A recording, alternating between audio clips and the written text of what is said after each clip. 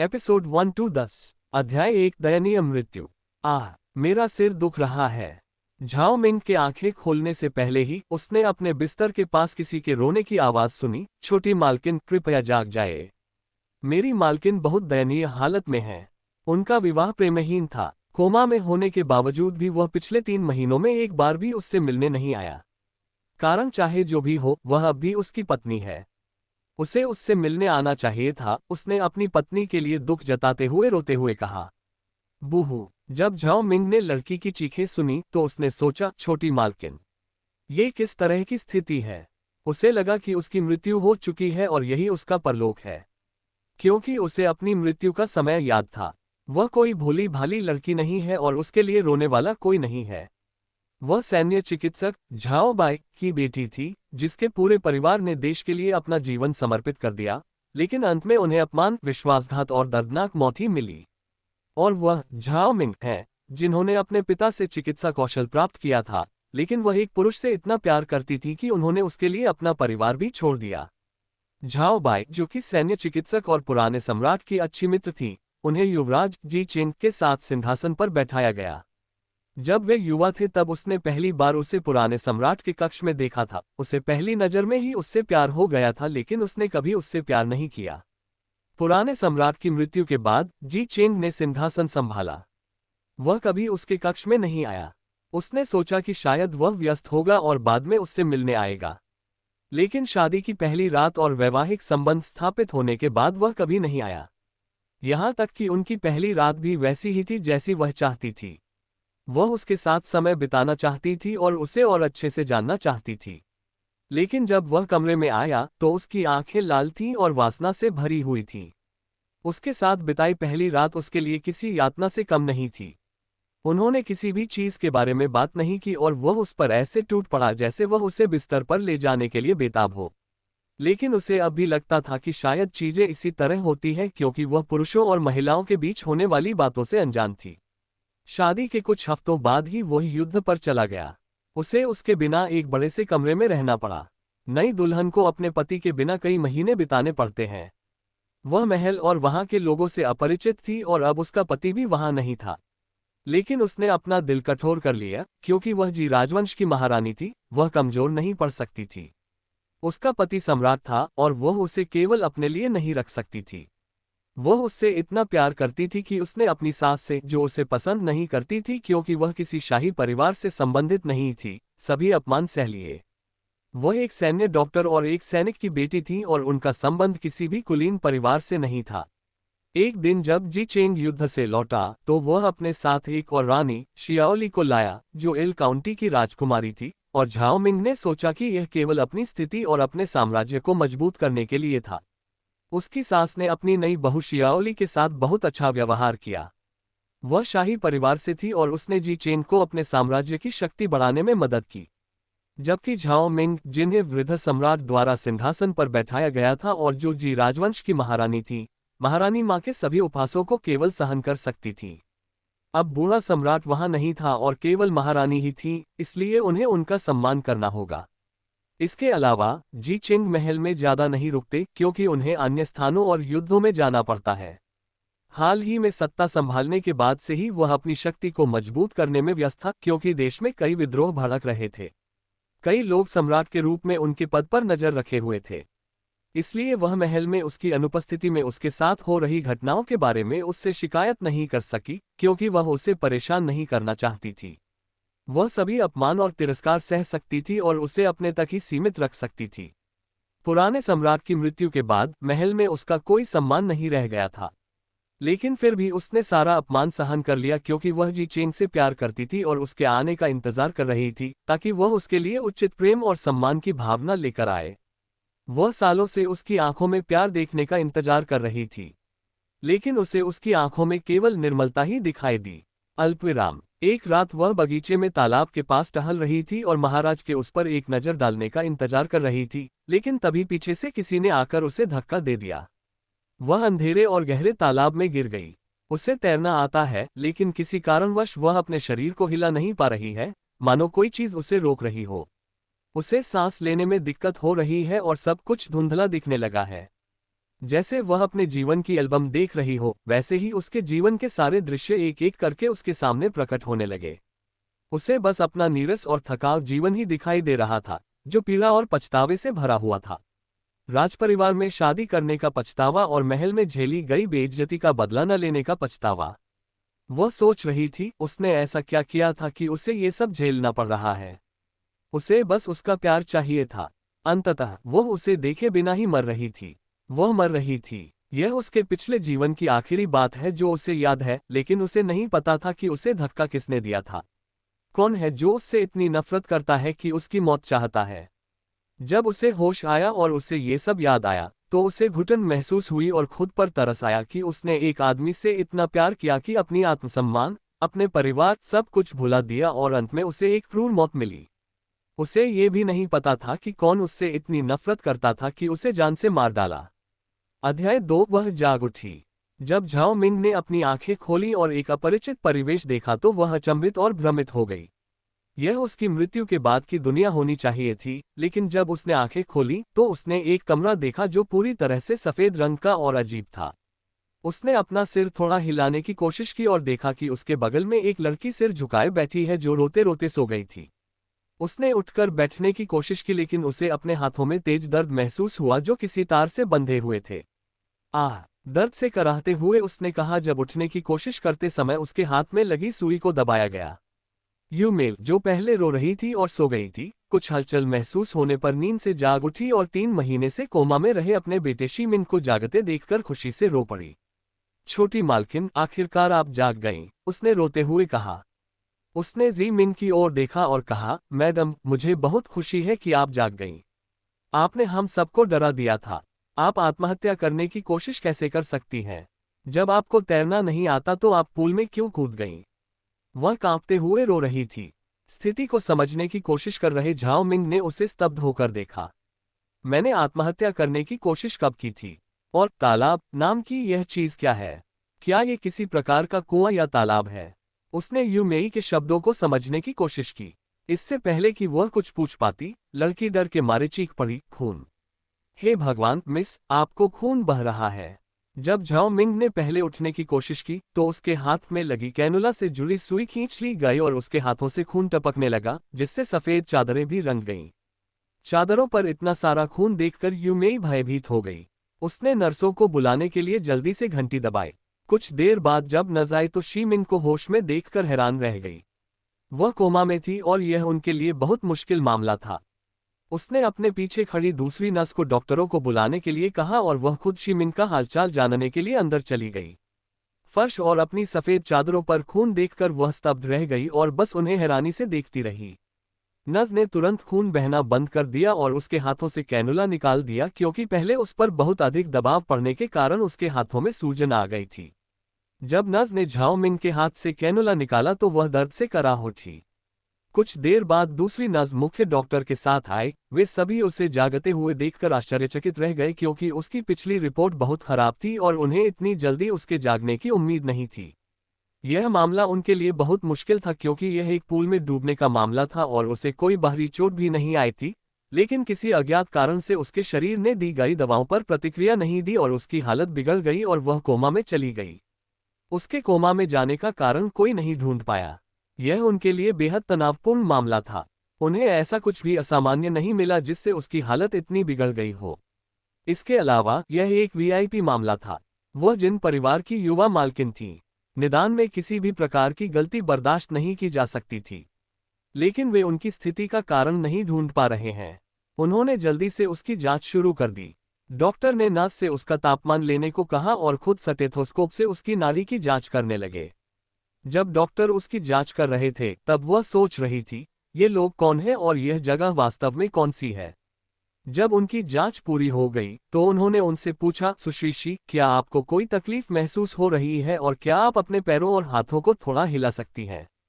उन्होंने वैसा ही किया जैसा उन्होंने कहा और बताया कि उन्हें हल्का सिरदर्द है। वे उन्हें सुश्री कहकर बुलाते थे, क्योंकि जिन लीवेई ने उन्हें श्रीमती जिन कहकर बुलाने की अनुमति नहीं दी थी। उन्हें यह पसंद नहीं था जब लोग उनका नाम उससे जोड़कर देखते थे। इसके बाद डॉक्टरों ने नर्स को उस महिला पर कुछ परीक्षण करने के लिए कहा। जब वे चर्चा कर रहे थे, झाओ मिंग ने अपने बिस्तर के पास खड़ी यूमेई से पूछा, ये कौन सी जगह है? मैं कौन हूँ? और तुम मुझे छोटी मालकिन क्यों कह रही हो? इसके अलावा तुम कौन हो? उसने यूमेई पर सवालों की बौछार कर दी। यूमेई उसकी अचानक पूछे गए सवालों से अचंभित थी। उसे समझ नहीं आ रहा था कि उसकी छोटी मालकिन ऐसा व्यवहार क्यों कर रही है। इस समय शी मिंग की प्रतिक्रिया देखकर सभी लोग स्तब्ध रह गए। यूमेई ने चिंता से शी मिंग की ओर देखा और पूछा, छोटी मालकिन, क्या आपको कुछ याद नहीं है? आप ये सब क्यों पूछ रही हैं? महोदया, मुझे इस तरह मत डराए। डॉक्टरों ने एक दूसरे की ओर देखा और शी मिंग से कई सवाल पूछने लगे ताकि पता चल सके कि उसे कुछ याद है या नहीं। जिया मिंग ने डॉक्टरों की ओर देखते हुए कहा, मुझे कुछ भी याद नहीं है, और अगर मैं कुछ याद करने की कोशिश भी करती हूँ तो मेरे सिर में तेज दर्द होता है। उसने दर्द से अपना सिर पकड़ते हुए यह बात कही। ये सुनकर यूमेई ने कहा, श्रीमती, मैं आपको आपके बारे में कुछ बताती हूँ। शायद इसके बाद आपको कुछ याद आ जाए। डॉक्टरों ने भी सहमति में सिर हिलाया। श्रीमती, आप जिन परिवार की युवा मालकिन शी मिंग हैं, जो कि जिन कॉर्पोरेशंस के सीईओ बिजनेस टाइकून जिन लिवेई की पत्नी हैं, उन्हें देश के सबसे सुंदर और युवा सीईओ के रूप में जाना जाता है। अंडरस्को। झाओ मिंग ये देखकर हैरान था कि यह लड़की इतनी बड़ा चढ़ाकर क्यों बोल रही है। वह अपने बारे में जानना चाहती है, किसी और की खूबसूरती के बारे में नहीं। और मैं यूमेई हूँ, आपकी निजी नौकरानी। 3 महीने पहले तुम पूल में गिर गए थे और लगभग डूब ही गए थे, लेकिन शुक्र है कि छोटे मालिक ने तुम्हें बचा लिया और अस्पताल ले आए। तुम 3 महीने तक कोमा में रहे। हम तुम्हारे लिए बहुत चिंतित थे, लेकिन शुक्र है कि तुम होश में आ गए। उसने राहत की सांस लेते हुए कहा। जिया मिंग ने लड़की को असमंजस में देखा। ये कैसी स्थिति है? उसने मन ही मन सोचा। फिर उसने अपने हाथों को देखा जो पीले पड़ गए थे और उन सभी सुइयों के कारण थोड़े सूज गए थे जो इतने समय से उसके हाथों में लगी हुई थी। उसे अपने शरीर में थोड़ी असहजता महसूस हो रही थी क्योंकि उसके स्तन पहले से अधिक उभरे हुए थे और उसकी त्वचा पहले की तरह चिकनी और मुलायम नहीं थी। हालांकि लड़की का शरीर एकदम सही था, लेकिन झाओ मिंग की त्वचा दूधिया सफेद और कोमल थी। उसके बाल लंबे और काले थे। इसके अलावा इस लड़की ने अजीबोगरीब कपड़े पहन रखे थे। अब उसे एहसास हो गया था कि कुछ अजीब है। क्या मैं सचमुच किसी और के शरीर में हूँ? क्या मैं सचमुच मर गई थी? सदमे से उसका मुंह खुला रह गया और उसने ये सवाल पूछे। ये किस तरह की अविश्वसनीय स्थिति है? अध्याय 3, तलाक के कागजात। उससे पूछताछ करने के बाद डॉक्टरों ने निष्कर्ष निकाला कि 3 महीने तक कोमा में रहने के कारण उसे स्मृतिलोप हो गया है। इसके बाद डॉक्टर कमरे से बाहर चले गए और उन्होंने नस्को जिमिंग का सीटी स्कैन और एमआरआई करवाने का आदेश दिया। वे परीक्षणों के माध्यम से अपने निदान की पुष्टि करना चाहते थे। झाओ मिंग यूमेई से उसके जीवन के बारे में और अधिक जानकारी पूछना चाहता था। उसी क्षण अचानक एक तेज आवाज के साथ दरवाजा खुल गया। टकराना। उसने दरवाजे की ओर देखा और तभी उसकी नज़र में ग्रे चेक वाले फॉर्मल सूट में एक आदमी दिखाई दिया। उसका शरीर एकदम सुगठित और सुव्यवस्थित था। उसका चेहरा किसी कलाकृति की तरह था जिसे सावधानीपूर्वक तराशा गया हो। उसका सुडौल और गोरा चेहरा नुकीले जबड़े के साथ बहुत आकर्षक लग रहा था। उसकी गहरी और रहस्यमयी आंखें ठंडेपन से उसे घूर रही थीं। उसकी निगाहों से उसकी रीढ़ में सिहरन दौड़ गई। उसकी आंखें जी चेन की तरह ठंडी थीं और वह लंबे लंबे कदमों से उसकी ओर बढ़ा। कमरे में प्रवेश करते ही लिवेई ने उसे अस्पताल के बिस्तर पर पीली और कमजोर हालत में बैठे देखा। उसकी निगाहें उस पर अजीब तरह से टिक गईं और उसकी आंखें थोड़ी डगमगा गईं। वह मुझे ऐसे क्यों देख रही है जैसे मुझे पहली बार देख रही हो? क्या यह उसका नया नाटक है? वह उसकी घूरती निगाहों से चिढ़ गया और उसके पास जाकर बर्फीली ठंडी आवाज में बोला, तो आखिरकार तुम जाग ही गई, मिस शी। उसने उस पर घुरघुराहट भरी मुस्कान बिखेरी। वह उसे हैरानी से देखती रही और बोली, तुम कौन हो? क्या मैं तुम्हें जानती हूँ? ये शब्द सुनकर वो पहले तो स्तब्ध रह गया, लेकिन फिर उसके होंठ ऊपर की ओर मुड़े और उसने ठंडी आवाज में कहा, हाँ। तो ये थी तुम्हारी मुझे परेशान करने की नई चाल। सुन लो जी मिंग, इस बार मैं तुम्हें जाने नहीं दूंगा। मुझे तलाक चाहिए। मैं तुम्हारे जैसी लड़की के साथ नहीं रह सकता जिसे अपने सिवा किसी और की परवाह नहीं। तुम कहते हो कि तुम मुझसे प्यार करते हो, लेकिन क्या तुमने अपने प्यार को साबित करने के लिए कुछ किया? मुझे पता है कि तुमने मुझसे सिर्फ अपने मरते हुए दादाजी की वजह से शादी की, जैसे मैंने अपने दादाजी की इच्छा पूरी करने के लिए की थी। लेकिन कम से कम मैंने इस शादी को शांतिपूर्ण बनाए रखने की पूरी कोशिश की। पर तुमने क्या किया? तुमने सिर्फ वही किया जो तुम चाहती थी। तुम्हें मेरे परिवार की या किसी और चीज की परवाह नहीं थी। तुम बस खरीदारी और पार्टी करती रही। साफ साफ कहूं तो तुमने मुझसे प्यार की वजह से नहीं बल्कि मिसेज जिन के रुतबे की वजह से शादी की थी, है ना? लेकिन मुझे तुम्हारे साथ शादीशुदा जिंदगी में रहने में कोई दिलचस्पी नहीं है। तो बस इन तलाक के कागजातों पर हस्ताक्षर कर दो और हम अलग हो जाते हैं। तलाक के बाद मैं तुम्हें गुजारा भत्ता और एक घर दूंगा। तुम अपना पूरा जीवन शांति से बिता सकती हो और तुम्हें किसी बात की चिंता करने की जरूरत नहीं है। तलाक होने पर तुम्हें कोई नुकसान नहीं होगा।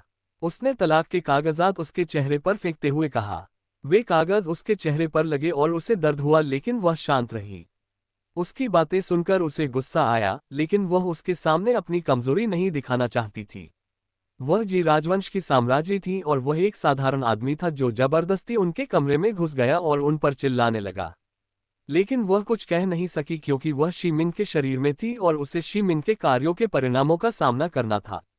अगर उसे तलाक लेना ही पड़ा तो वह ले लेगी, क्योंकि वह अब वह मिंग नहीं रही जो सम्राट के प्यार के लिए कुछ भी कर सकती थी।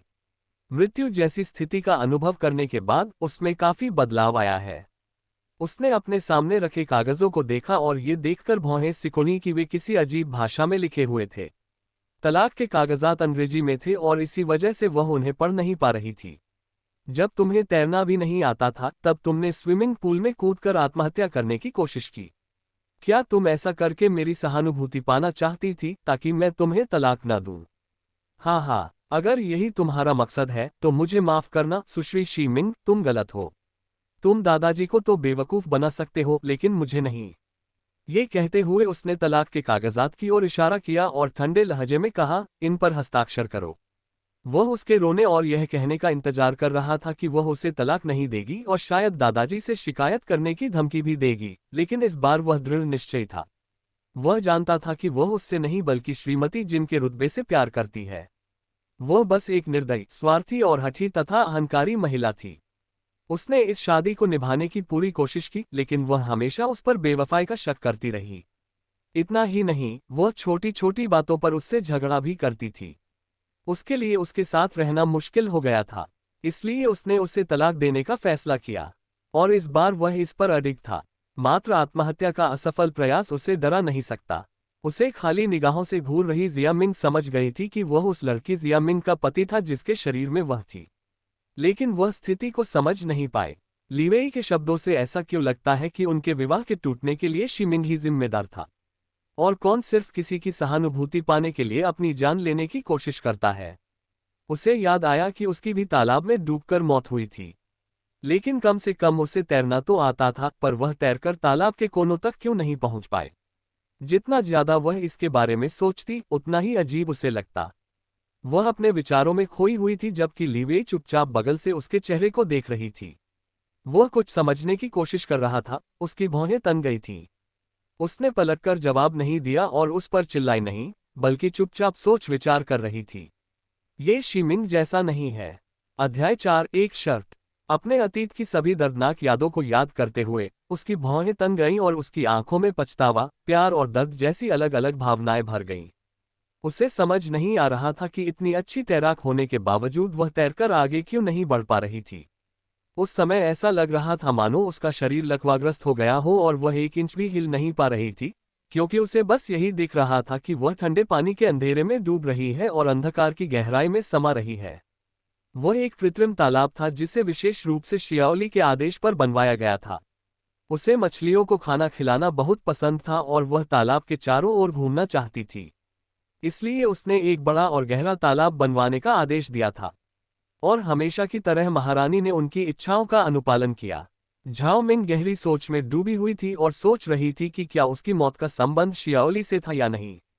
लीवेई ने शी मिंग की ओर देखा, जिसके चेहरे पर कड़वाहट और परेशानी के भाव थे। उसकी आंखों में उन भावनाओं को देखकर उसकी आंखें थोड़ी झपक गईं, लेकिन उसने अपने चेहरे के भावों को शांत करने में कामयाबी हासिल की और ठंडे भाव से उसकी ओर देखा। जब उसने अपना सिर उसकी ओर घुमाया और उसे घूरने लगी तो उसे उसकी निगाहों से असहज महसूस हुआ, लेकिन उसने अपने चेहरे पर कोई भावना आने देने की कोशिश की। वह उसके रोने या उस पर चीजें फेंककर अपना गुस्सा दिखाने का इंतजार कर रहा था, लेकिन उसके जवाब ने उसे चौंका दिया। उसने कहा, हम शादीशुदा हैं, है ना? भले ही तुम मुझसे प्यार नहीं करते, लेकिन कम से कम तुम्हारे अंदर थोड़ी सी भी अंतरात्मा तो होनी चाहिए, है ना? मैं अभी अभी कोमा से जागी हूं और मुझे कुछ भी याद नहीं है, यहाँ तक कि अपना नाम भी नहीं। लेकिन तुमने मुझसे सबसे पहले मेरी हालत के बारे में नहीं बल्कि तलाक के बारे में पूछा। अगर आप तलाक चाहते हैं तो ठीक है, मैं आपको तलाक दे दूंगा, लेकिन मेरी एक शर्त है। लीवेई ने स्थिति को समझने की कोशिश करते हुए अपनी आंखें सिकोड़कर उसकी ओर देखा। उनके सहायक गु शाओ उनके पास आए और धीमी आवाज में बोलते हुए उन्हें पूरी स्थिति समझाई। गु शाओ लीवेई के कहने पर शीमिंग की हालत के बारे में और जानने के लिए डॉक्टर के पास गई। लीवेई एक महत्वपूर्ण बैठक में थे जब उन्हें अस्पताल से फोन आया कि शीमिंग की नींद खुल गई है। वह तुरंत बैठक छोड़कर उससे मिलने अस्पताल चला गया। गु शाओ की बातें सुनने के बाद उसने असमंजस भरे भाव से शीमिंग की ओर देखा। उसे नहीं पता था कि शीमिंग याद न होने का नाटक कर रही थी या वह सचमुच अपनी यादें भूल गई थी। वह उसकी ओर देखता रहा और उसके शांत भावों से उसके विचारों को समझने की कोशिश करता रहा। उसने उससे इसलिए शादी नहीं की थी क्योंकि वह उससे प्यार करता था, लेकिन उनके दादा ने ये शर्त रखी थी कि वह सीईओ का पद तभी ग्रहण कर सकते हैं जब वह उनसे शादी कर ले, और इसलिए उन्होंने शादी कर ली। उसे लगा था कि शादी के बाद शायद वह उसे पसंद करने लगेगा, लेकिन उसके अत्यधिक अधिकार जताने वाले व्यवहार ने उनके बीच और दूरी पैदा कर दी और वे अक्सर झगड़ते थे। और वह उससे दूर रहने के लिए ऑफिस में ज्यादा समय बिताने लगा, लेकिन उसे उस पर शक होने लगा और कभी कभी वह दादाजी से शिकायत भी करती थी कि वह उसे धोखा दे रहा है। इससे वह उससे इतना दूर हो गया कि उसकी आत्महत्या की कोशिश भी एक नाटक जैसी लगने लगी।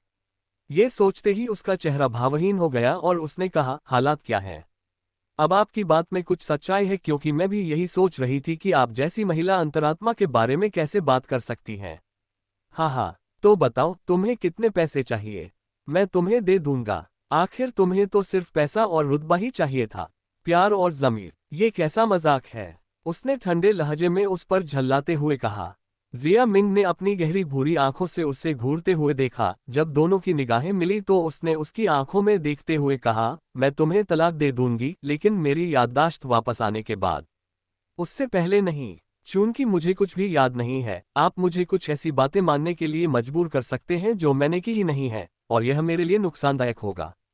चलिए 6 महीने का समय लेते हैं। अगर तब तक मेरी याददाश्त वापस नहीं आए और आप तलाक चाहते हैं, तो मैं बिना कुछ लिए आपको तलाक दे दूंगी। ठीक है। ये सब कहने के बाद उसे पहले से ही पछतावा होने लगा, क्योंकि वह शीमिंग नहीं है और हो सकता है कि उसकी यादें कभी वापस ना आए। अगर उसे बदले में कुछ भी न मिलने पर तलाक देना पड़े तो वह इस दुनिया में कैसे जी पाएगी? लेकिन अब वह क्या कर सकती है?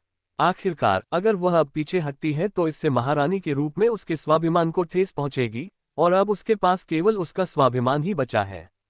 उसने अपने भावों को शांत किया और आत्मविश्वास से उसकी आंखों में देखा। उसकी प्रतिक्रिया और उसके व्यवहार को देखकर उसने सोचा, क्या उसने अपनी याददाश्त खो दी है या अपना मानसिक संतुलन खो दिया है? क्या वह नाटक कर रही है या सचमुच अपनी याददाश्त खो बैठी है? क्योंकि आखिरकार वह उसकी पत्नी थी, भले ही सिर्फ नाम की, लेकिन एक पुरुष होने के नाते उसमें कुछ तो अंतरात्मा है। कुछ देर बाद उसने उसकी ओर देखा और उसकी अतिरिक्त आत्मविश्वासपूर्ण और गर्व भरी अभिव्यक्ति को देखकर उसने आश्चर्य से अपनी भौहें ऊपर उठाईं और कहा, ठीक है। अध्याय 5 आकर्षक। जब लीवेई कमरे से बाहर निकला तो उसने डॉक्टर से मिलकर उसकी हालत के बारे में और अधिक जानकारी ली, और डॉक्टरों ने भी पुष्टि की कि पिछले 3 महीनों से कोमा में रहने के कारण उसे स्मृतिलोप हो गया है। उन्होंने उसे बताया कि अगर उसे पर्याप्त आराम मिले तो उसकी याददाश्त वापस आ सकती है और उसे किसी भी तरह का तनाव नहीं लेना चाहिए। उसने मन ही मन सोचा, तो उसने अपनी याददाश्त खो दी है। लेकिन उसका व्यवहार उस जी मिंग से बहुत अलग था जिसे मैं पहले जानता था। वह किसी तरह थोड़ी आकर्षक लगती है। उसने कुछ देर सोचा और फिर अचानक अपना सिर हिला दिया। नहीं, मेरा दिमाग खराब हो गया था। हाँ, बिल्कुल सही, मेरा दिमाग खराब हो गया है क्योंकि मुझे वह आकर्षक लग रही है। लेखक _... कुछ दिनों बाद शी मिंग को अस्पताल से छुट्टी मिल गई और अस्पताल में बीते दिनों में उसने यूमेई से शी मिंग के बारे में वह सब कुछ पूछा जो उसे जानना जरूरी था। उसे अपने और जिन लीवेई के बीच के रिश्ते के बारे में और अधिक जानकारी मिली। उसने अपने दादाजी की अंतिम इच्छा के कारण लीवेई से शादी की, लेकिन वह उससे प्यार नहीं करता और वे एक ही कमरे में अजनबियों की तरह रह रहे थे। वे अलग अलग कमरों में सोते भी थे। यूमेई ने उसे असली शी मिंग और उसके पिता शी रोन के रिश्ते के बारे में बताया। जिया मिंग की मां की मृत्यु के बाद जब जिया रोंग अपनी प्रेमिका रुक्सी को घर ले आया, तब से जिया मिंग और जिया रोंग के बीच संबंध खराब हो गए हैं। इतना ही नहीं, वो अपनी बेटी शिनी को भी साथ लाया था, जो रुक्सी से उसकी संतान थी। जिया मिंग और जिया शिनई की उम्र में केवल कुछ महीनों का ही अंतर था। उसे इस बात पर बहुत गुस्सा आया कि उसके पिता ने उसकी मां को धोखा दिया। इतना ही नहीं, उनमें इतनी हिम्मत थी कि वे अपनी प्रेमिका और बेटी को घर ले आए। अपनी मां की मृत्यु के बाद उसने दस्तावेजों में हेराफेरी की और सारी संपत्ति अपने नाम पर स्थानांतरित कर दी। उसे पता चला कि उसने उसकी मां से केवल उसकी विरासत और संपत्ति के लिए शादी की थी। केवल उसके नाना ही उससे सच्चा प्यार करते हैं। उन्होंने ही अपने मित्र बूढ़े जिन, जो लीवेई के दादा थे, के साथ मिलकर जिन लीवेई से उसकी शादी तय की थी। ये सब जानने के बाद झाओ मिंग को असली शी मिंग पर दया आने लगी, क्योंकि अपने ही परिवार से मिले इस विश्वासघात और नफरत का सामना करने के बाद वह निश्चित रूप से टूट गई होगी। यू मेई ने उसे बताया कि शी मिंग मात्र 15 वर्ष की आयु में विदेश चली गई थी और उसने अपने जीवन के 7 वर्ष उस विदेशी देश में अकेले बिताए हैं। वहां अकेले रहने पर उसे कितना अकेलापन महसूस हुआ होगा। झाओ मिंग ने असली शी मिंग के बारे में सोचा। यू मेई की बातें सुनने के बाद उसे एहसास हुआ कि शी मिंग शायद उतनी बुरी नहीं है जितना लोग उसके बारे में सोचते हैं। वह एक ऐसी लड़की थी जिसने बहुत कम उम्र में अपनी मां को खो दिया था और उसके पिता ने उसकी मां को धोखा दिया था और उसी उम्र की एक बेटी को घर ले आए थे। इतना ही नहीं, वह शिनी के साथ शांतिपूर्वक और प्रेमपूर्वक एक ही घर में रहना चाहता था। अपने पिता के साथ उसका रिश्ता दूर का और अलगाव भरा था। जब शी मिंग यू मेई के साथ अस्पताल से निकली तो उसने टिन से बनी एक अजीब सी बड़ी चीज देखी और हैरानी से उसे घूरने लगी। यू मेई ने सामान ड्राइवर को सौंप दिया और शी मिंग के पास गई, जो अस्पताल के प्रवेश द्वार पर स्तब्ध खड़ा था। उसने शी मिंग के कंधों पर थपथपाते हुए कहा, मैडम चलिए चलते हैं। मालिक ने हमारे लिए गाड़ी भेजी है। हमें जल्दी चलना चाहिए, लगता है जल्द ही बारिश होने वाली है। उसने अपने हाथों को आपस में रगड़ते हुए कहा। मौसम ठंडा था और आसमान में काले बादल छाए रहने से सूरज की तेज रोशनी छिप रही थी। जिया मिंग ने यू मेई की ओर देखा और कार की ओर इशारा करते हुए पूछा, यह क्या चीज है? यू मेई अंडरस्को, उसने झिझकते हुए मुस्कुराते हुए जवाब दिया, मैडम ये गाड़ी है। हमें जल्दी से इसमें बैठ जाना चाहिए। ये हमें जिन विला तक ले जाएगी जहां आप रहती हैं। उसने सावधानी से कहा। यू मेई को चीजों को विस्तार से समझाने की आदत थी, क्योंकि वह हर छोटी से छोटी चीज को देखने के बाद सवाल पूछती थी। जिया मिंग को बात समझ नहीं आई, लेकिन फिर भी उसने कार में बैठने का फैसला किया। जब वह कार की पिछली सीट पर बैठी तो उसने विस्मय से कार के अंदरूनी हिस्से को देखा। कार काफी विशाल थी और उसका इंटीरियर शानदार ढंग से डिजाइन किया गया था। जब गाड़ी अचानक चलने लगी तो शी मिंग चौंक गया। उसने यू मेई के हाथों को कसकर पकड़ लिया और कहा, यह हिल रहा है। ये चीज बहुत तेजी से हिल रही है। मुझे चक्कर आ रहा है। वह डर के मारे चीखी और अपने सामने वाली सीट को कसकर पकड़ लिया। कछुए की रफ्तार से गाड़ी चला रहा ड्राइवर उसकी अति नाटकीय प्रतिक्रिया देखकर हैरान रह गया। यू मेई ने उसे ठीक होने के लिए मनाते हुए उसके हाथ को हल्के से थपथपाने की कोशिश की। कुछ देर बाद शी मिंग को अच्छा महसूस हुआ और उसने खिड़की से बाहर देखकर इस शहर की सुंदरता की प्रशंसा की। वाह, इस जगह पर सड़क पर कई अजीबोगरीब टिन के डिब्बे चल रहे हैं और इमारतें भी बहुत ऊंची और अलग अलग हैं। ये जगह बहुत बदल गई है, उसने खुद से बुदबुदाते हुए कहा। वह अतीत से 21वीं सदी में आने वाली साम्राज्य थी। वह शायद इकलौती ऐसी शख्सियत होंगी जिन्होंने समय के साथ दुनिया के विकास को अपनी आंखों से देखा होगा। समय के साथ इस जगह में बहुत बड़ा बदलाव आया है। सब कुछ बहुत तेज गति से, भीड़भाड़ वाला और अलग हो गया। सड़क पर कई अजीबोगरीब चीजें देखने को मिलती हैं। लड़कियां भी काफी स्वतंत्र थीं, क्योंकि वे काम कर सकती थीं और बिना किसी के द्वारा आलोचना किए जाने के डर के बहुत कम और अजीब कपड़े पहन सकती थीं। इस सांस्कृतिक बदलाव को देखकर वह स्तब्ध और आश्चर्यचकित भी थी। लड़कियों की स्थिति उसके समय जैसी नहीं थी। वे अपनी मर्जी से शादी कर सकते हैं और उन्हें पढ़ाई करने का भी अधिकार है। सब कुछ इतना प्रगतिशील और अलग लगता है। वह सोच रही थी कि क्या होगा अगर वह वास्तव में इसी दुनिया में पैदा हुई होती। अगर वह इस सदी में पैदा हुई होती तो क्या उसका जीवन अलग होता। अध्याय 6 गुलाबी होंठ। जब शी मिंग यू मेई के साथ जिन विला पहुंची तो यू मेई अपने सामने मौजूद विशाल विला की प्रशंसा करने लगी। यू मेई की मदद से वह कार से बाहर निकली और जमीन पर खुद को संभाला। वह टिन के डिब्बे से बहुत प्रभावित हुई, जिसने उन्हें बहुत जल्दी जिन विला पहुंचा दिया और वह बारिश से भीगी भी नहीं। बारिश अब रुक चुकी है, लेकिन गीली और नम मिट्टी की महक हवा में फैली हुई थी, और वह गीली और नम मिट्टी की ताजी सुगंध को अंदर लेने के लिए गहरी सांसें ले रही थी। जिया मिंग यू मेई के साथ विला में दाखिल हुई और अपनी आंखें चौड़ी करके सब कुछ देख रही थी। हालांकि यह जगह शाही महल जितनी बड़ी नहीं थी, लेकिन इस जगह की अपनी अलग शैली और आकर्षण था। वह पूरी जगह ऐसी चीजों से भरी हुई थी जो उसने अपने जीवन में कभी नहीं देखी थी। ठीक उसी तरह जैसे कार नामक टिन के डिब्बे को वह हैरानी से देखती है, वैसे ही वह विशाल बैठक कक्ष में रखी चीजों को भी हैरानी से देखती रहती है। यू मेई ने उसे सब कुछ दिखाया और धीरे धीरे उसे समझाया। उसने टीवी नाम की एक चीज देखी जिस पर वह लोगों को इधर उधर घूमते हुए देख सकती थी, लेकिन वे खुद बाहर नहीं आ सकते थे। केवल हम ही उन्हें देख सकते थे, वे नहीं। ये बहुत ही अद्भुत था। फिर उसने रसोई में फ्रिज भी देखा जो खाने को ताज़ा रखता है। वहाँ ऐस बड़ी भी था जो ठंडी हवा देता है और गर्मियों में आपको ठंडक पहुंचाता है। यहाँ सब कुछ उसके लिए बिल्कुल नया और आश्चर्यजनक था। उसने हर चीज को गौर से देखा और यू मेई ने उसे सब कुछ समझाया। घर के सभी नौकर इकट्ठा हो गए और शीमिंग के अजीब व्यवहार को देखकर अचंभित होकर उसे घूरने लगे। वह एक जिज्ञासु शिशु की तरह व्यवहार कर रही थी जो सब कुछ जानना चाहता है। घर की सभी चीजों की प्रशंसा करने के बाद वह सीधे अपने कमरे में चली गई, क्योंकि जिन लिवेई कार्यालय में थे और अगर वह घर पर भी होते तो भी उनसे बात करने का कोई मतलब नहीं था। जैसे ही वह अपने कमरे में पहुंची, वह बिस्तर पर लेट गई और पता नहीं कब सो गई, क्योंकि वह इतनी थक गई थी कि उसने इस दुनिया की चीजों को याद रखने के लिए अपने दिमाग का बहुत ज्यादा इस्तेमाल कर लिया था। शाम को जिन लिवेई घर लौटे और मुख्य बटलर ने उनका कोट लेकर उसे उसकी जगह पर रखते हुए उनका अभिवादन किया। लिवेई ने कॉलर पर धनुष के साथ काले रंग का औपचारिक सूट पहने हुए बटलर से पूछा, वह आई थी? बटलर ने उत्तर दिया, जी मालिक, मालकिन दोपहर में आई थी और अब वह अपने कमरे में सो रही हैं। लिवेई ने आंखें सिकोड़ते हुए कहा, अभी भी सो रहे हो? बटलर ने हिचकिचाते हुए उत्तर दिया, जी मालिक।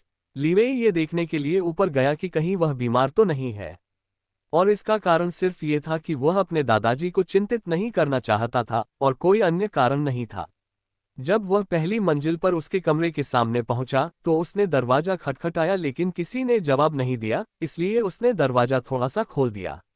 जब वह अंदर गया तो उसने उसे बिस्तर पर सोते हुए देखा। कंबल जमीन पर पड़े थे और उसने अपने शरीर को गेंद की तरह समेट रखा था। वह एक डरे हुए और असुरक्षित बच्चे की तरह सो रही थी।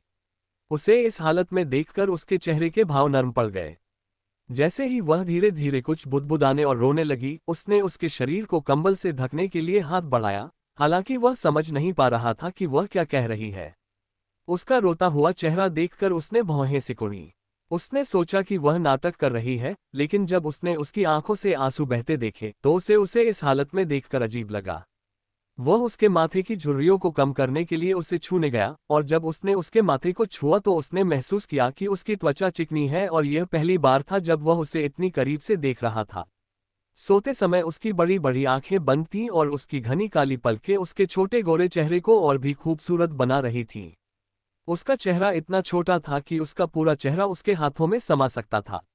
उसने उसके हल्के गुलाबी चेहरे को देखा और मन ही मन सोचा, सोते समय वह और भी खूबसूरत और मनमोहक लगती है।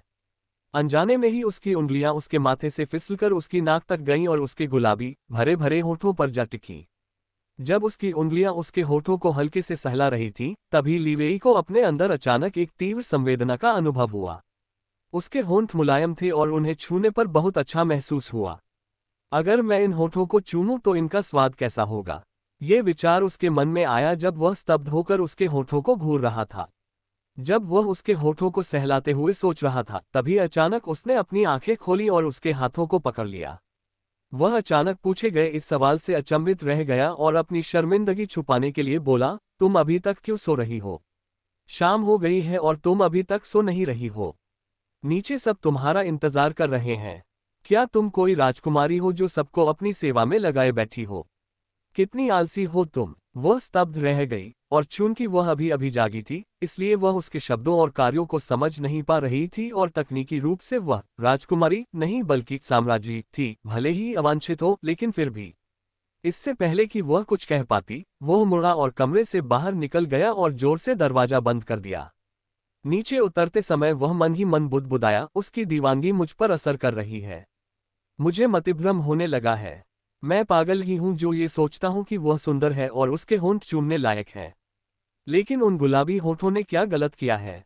वो पागल तो है, लेकिन उसके होंठ निर्दोष हैं। और इस क्षण उसने अचानक खुद को संभाला और सिर हिलाते हुए मन ही मन कहा, मुझे मनोचिकित्सक के पास जाना चाहिए, उसकी पागलपन मुझ पर असर डाल रही है।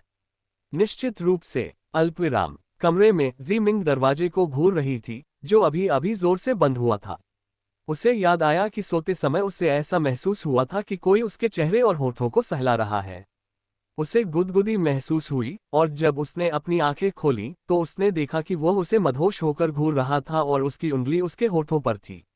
ये सोचते ही उसे अपने गालों में जलन महसूस हुई। उसने अपने गालों की गर्मी कम करने के लिए उन्हें छुआ। फिर उसने अपने मन से सभी अशुद्ध विचारों को दूर करने के लिए अपना सिर हिलाया।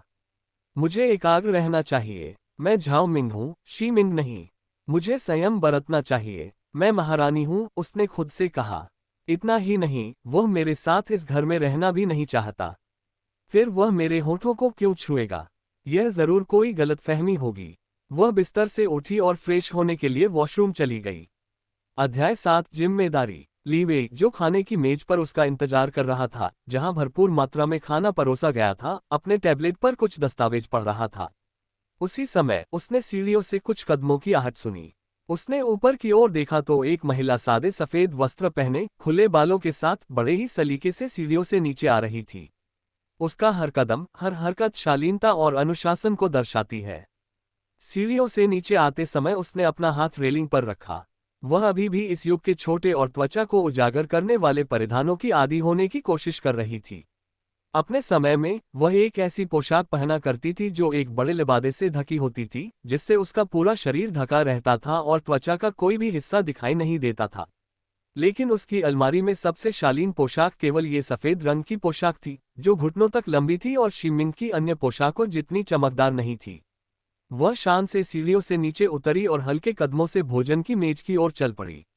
वह बैठ गई और मेज पर रखे सभी खाने को देखने लगी। उसके मुंह में पानी आने लगा। स्वादिष्ट पकवान देखकर उसे भूख लगने लगी। अस्पताल में उसने जो खाना खाया था वह फीका और बेस्वाद था, लेकिन ये पकवान देखने में बहुत ही लाजवाब लग रहे थे।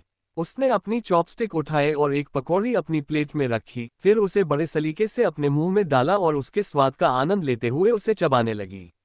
लीवे उसे घूर रही थी। जैसे ही उसने चुपचाप और शालीनता से खाना शुरू किया, उसके हाथ उसके मुंह में खाना डाल रहे थे।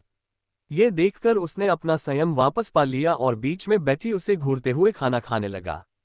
खाना खाते समय वह किसी पेंटिंग की तरह लग रही थी, क्योंकि वह बिना कोई आवाज किए बड़ी ही खूबसूरती से अपनी चॉपस्टिक चला रही थी और खाना चबा रही थी।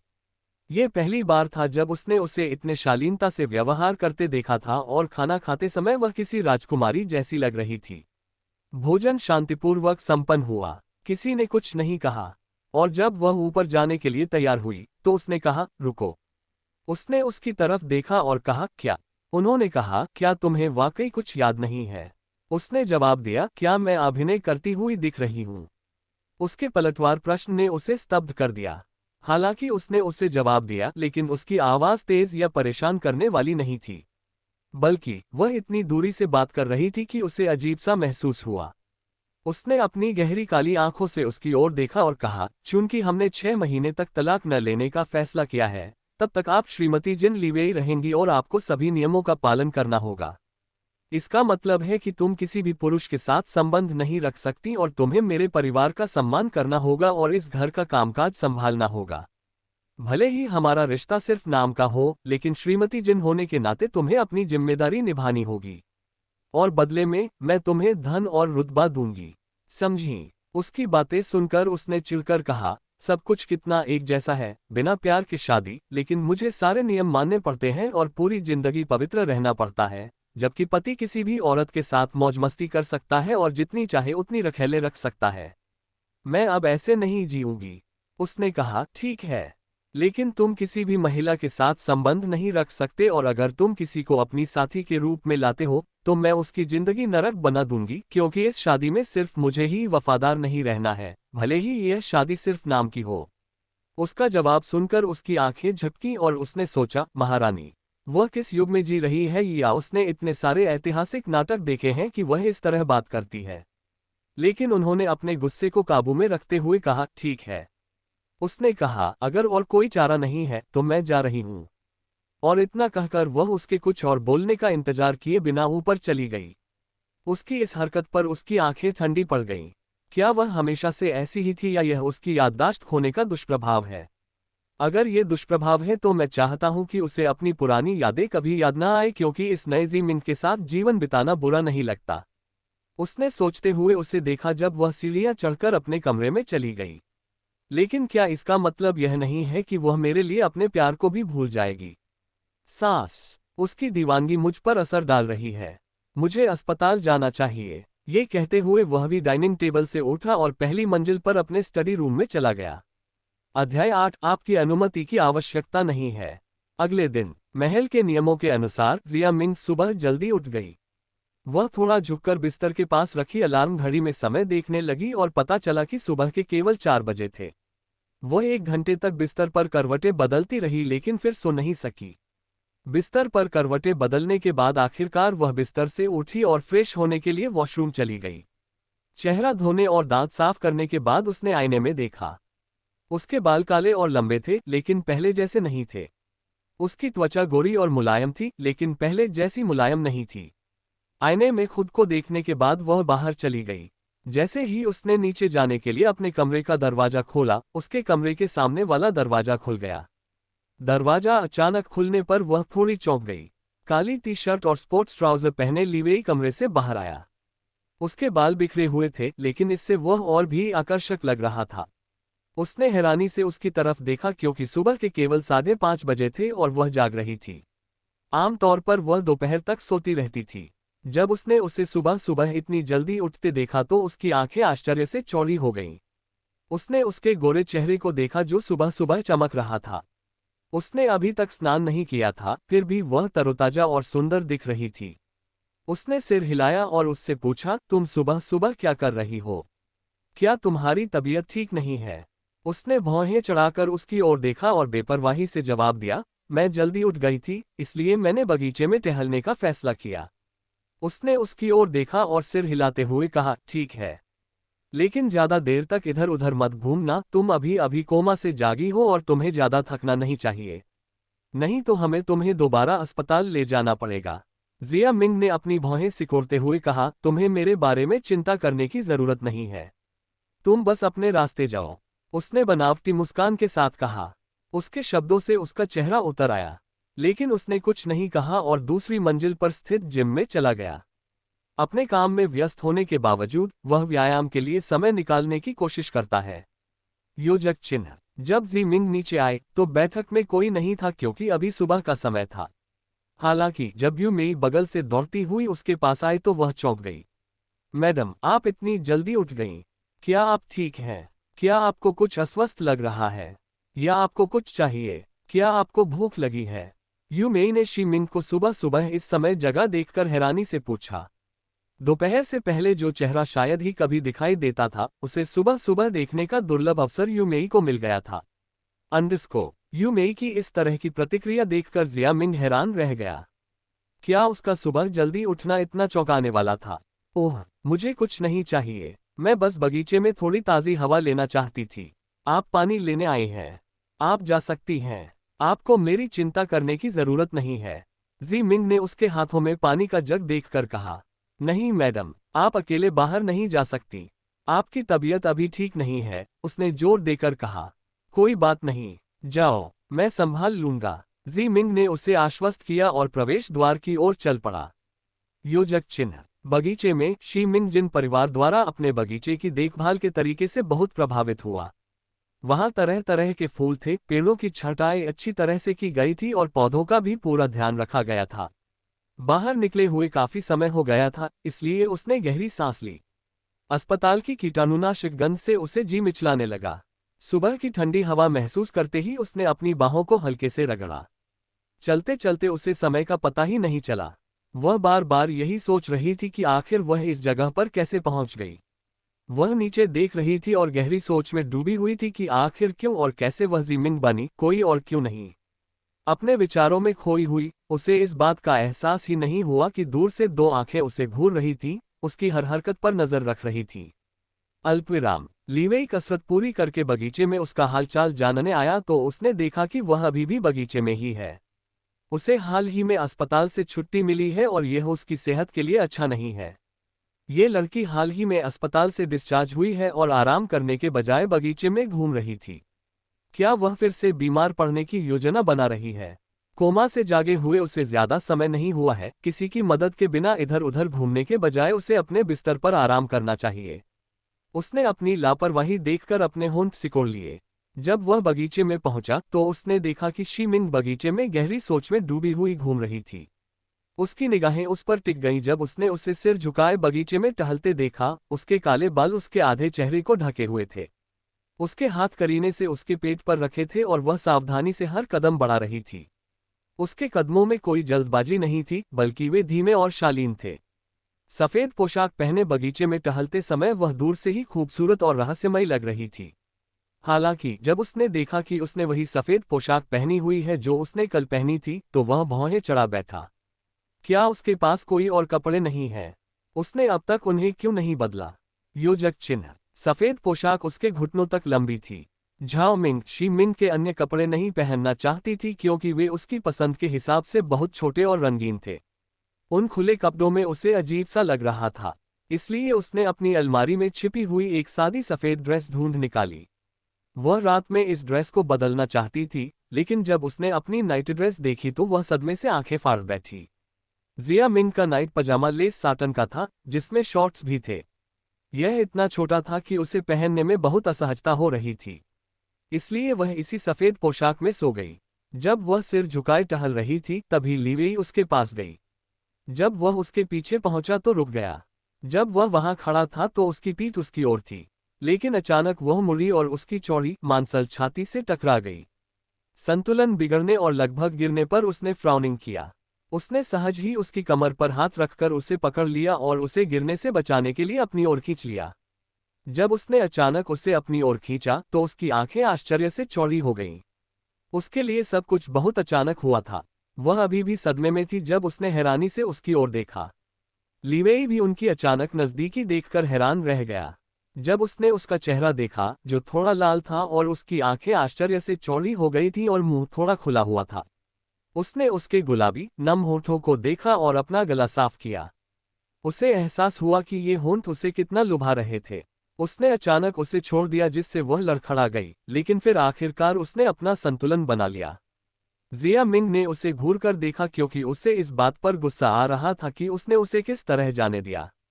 कम से कम वह शालीनता से तो जा सकता था, उसे इस तरह धक्का देकर भगाने की जरूरत नहीं थी। लीवेई ने अपना सिर उससे दूर घुमा लिया और अपना दिमाग खपाने लगा। तुम यहाँ क्या कर रही हो? उसने ठंडे और भावहीन चेहरे से उसकी ओर देखा। क्या तुम्हें दिख नहीं रहा? मैं चल रही हूँ, उसने बेपरवाही से कहा। उसने चिढ़ भरे लहजे में बोलते हुए अपने होंठ सिकोड़ लिए। मेरा मतलब है कि तुम अभी भी इधर उधर क्यों घूम रही हो? क्या तुम अस्पताल में रहना चाहती हो? क्या मैं तुम्हारे लिए अस्पताल में हमेशा के लिए एक कमरा बुक करवा दूं? उसने व्यंग्यपूर्वक कहा। जिया मिंग ने उसकी ओर आंखें घुमाईं। इस आदमी के साथ क्या समस्या है? यह मुझे हर समय क्यों परेशान करता है और फिर मुझ पर उससे चिपके रहने का आरोप क्यों लगाता है? उसने सोचा। उसने अपनी हथेलियों को मुट्ठी में भींचते हुए उसकी आंखों में देखा और कहा, श्री लीवेई, आपको मेरे बारे में चिंता करने की जरूरत नहीं है। आपने पहले कभी मेरी परवाह नहीं की, अब आप मुझमें दिलचस्पी क्यों दिखा रहे हैं? मैं तो बस ताज़ी हवा लेने बाहर आई थी और अंदर जाने ही वाली थी, उसने उदासीनता से कहा और उसके पास से गुजर गई, जिससे वह उसके बदले हुए रवैये को देखकर असमंजस में पड़ गया। हालांकि जब वह जा रही थी तो उसने उसे कहते सुना, तुम आज भी कल वाली ही ड्रेस क्यों पहने हो? क्या तुम्हारे पास दूसरे कपड़े नहीं हैं? या तुम चाहती हो कि लोग सोचे कि जिन लीवेई अपनी पत्नी के साथ सही व्यवहार नहीं करता और उसे हर दिन एक ही कपड़े पहनाता है? उसने चिढ़कर कहा। वह खुद भी उसके रवैये से हैरान था। उनका रिश्ता ऐसा नहीं था कि वह उसके पहनावे की परवाह करे। हालांकि उसके बदले हुए रवैये ने उसे उसके बारे में और जानने के लिए प्रेरित किया। उसने अविश्वास से उपहास किया और मुड़कर बोली, तुम्हारी समस्या क्या है? अगर मैं छोटे कपड़े पहनती हूं तो तुम्हें समस्या होती है। अगर मैं एक ही कपड़े बार बार पहनती हूं तो तुम्हें समस्या होती है। क्या ऐसी कोई बात है जिससे तुम्हें कोई समस्या नहीं है? उसने चिढ़कर कहा। उसने गहरी सांस ली और शांत भाव से बोली, मैंने क्या पहना है, इससे तुम्हारा कोई लेना देना नहीं है। मेरा सुझाव है कि अगर तुम चाहते हो कि हम इस घर में शांति से रहें, तो ऐसा दिखावा करो कि मैं यहाँ हूं ही नहीं। उसने उसे एक बनावटी मुस्कान दिखाई। उसे अपना गुस्सा काबू में रखते हुए और मुस्कुराते हुए देखकर वह दंग रह गया। भले ही वह व्यंग्य कर रही थी, लेकिन उसकी आंखों में एक अलग ही चमक थी और उसके विनम्र व्यंग्यपूर्ण कथन उसके सामान्य अशिष्ट और असभ्य कथनों से बिल्कुल अलग थे। इससे पहले कि वह कुछ कह पाता, वह बोली, और आपकी जानकारी के लिए बता दूं, मैं भी इस ड्रेस को हर समय पहनना नहीं चाहती। लेकिन अलमारी में यही एक ड्रेस थी, इसलिए मैंने यही पहनी। अब तुम्हें तुम्हारा जवाब मिल गया, उसने दबंग लहजे में कहा। उसने उसके चेहरे पर एक नजर डाली जो सूरज की तेज किरणों में चमक रहा था, जिससे उसकी त्वचा और भी अधिक दमक रही थी। तुम्हारे पुराने कपड़ों का क्या? मुझे याद है कि तुम्हारी अलमारी में दर्जनों कपड़े हैं, उसने उससे पूछा। मैं इन्हें अब और नहीं पहनना चाहती। ये बहुत ज्यादा खुले हुए थे, मुझे इनमें अच्छा नहीं लगता, उसने नजरें झुकाए हुए कहा। उसे नहीं पता कि अगर वह उससे पूछे कि क्यों। लीवेई ने उसकी ओर देखा और उसकी झिझकती आंखों को देखकर आगे कुछ नहीं पूछा और उससे कहा, अपने कमरे में जाओ और तैयार हो जाओ, हमें बाहर जाना है। ये कहकर वह उसके कुछ और कहने का इंतजार किए बिना ही बाहर चला गया। जिया मिंग ने उसे हैरानी से देखा और फिर उसके पीछे पीछे अंदर चला गया। अध्याय 8 आपकी अनुमति की आवश्यकता नहीं है। अगले दिन जी मिंग सुबह जल्दी उठ गई क्योंकि वह महल के नियमों की आदी थी। वह थोड़ा झुककर बिस्तर के पास रखी अलार्म घड़ी में समय देखने लगी और पता चला कि सुबह के केवल 4 बजे थे। वह 1 घंटे तक बिस्तर पर करवटें बदलती रही लेकिन फिर सो नहीं सकी। बिस्तर पर करवटें बदलने के बाद आखिरकार वह बिस्तर से उठी और फ्रेश होने के लिए वॉशरूम चली गई।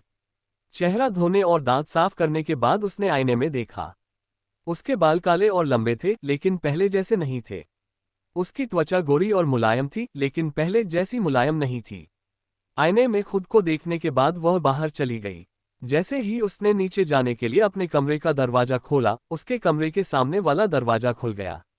दरवाजा अचानक खुलने पर वह थोड़ी चौंक गई। काली टी शर्ट और स्पोर्ट्स ट्राउजर पहने लीवेई कमरे से बाहर आया। उसके बाल बिखरे हुए थे, लेकिन इससे वह और भी आकर्षक लग रहा था। उसने हैरानी से उसकी तरफ देखा क्योंकि सुबह के केवल 5:30 बजे थे और वह जाग रही थी। आमतौर पर वह दोपहर तक सोती रहती थी। जब उसने उसे सुबह सुबह इतनी जल्दी उठते देखा तो उसकी आंखें आश्चर्य से चौड़ी हो गईं। उसने उसके गोरे चेहरे को देखा जो सुबह सुबह चमक रहा था। उसने अभी तक स्नान नहीं किया था, फिर भी वह तरोताजा और सुंदर दिख रही थी। उसने सिर हिलाया और उससे पूछा, तुम सुबह सुबह क्या कर रही हो? क्या तुम्हारी तबीयत ठीक नहीं है?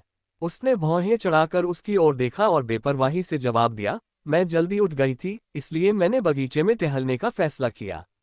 उसने उसकी ओर देखा और सिर हिलाते हुए कहा, ठीक है, लेकिन ज्यादा देर तक इधर उधर मत घूमना, तुम अभी अभी कोमा से जागी हो और तुम्हें ज्यादा थकना नहीं चाहिए, नहीं तो हमें तुम्हें दोबारा अस्पताल ले जाना पड़ेगा। जिया मिंग ने अपनी भौहें सिकोड़ते हुए कहा, तुम्हें मेरे बारे में चिंता करने की जरूरत नहीं है, तुम बस अपने रास्ते जाओ, उसने बनावटी मुस्कान के साथ कहा। उसके शब्दों से उसका चेहरा उतर आया, लेकिन उसने कुछ नहीं कहा और दूसरी मंजिल पर स्थित जिम में चला गया।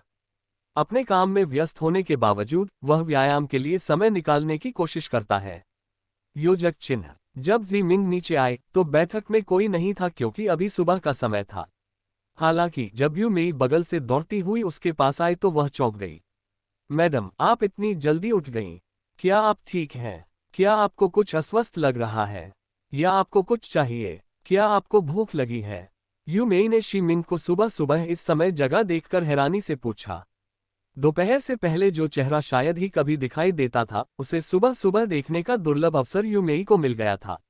अंडरस्को। यू मेई की इस तरह की प्रतिक्रिया देखकर जी मिंग चौंक गया। क्या उसका जल्दी उठना इतना चौंकाने वाला है?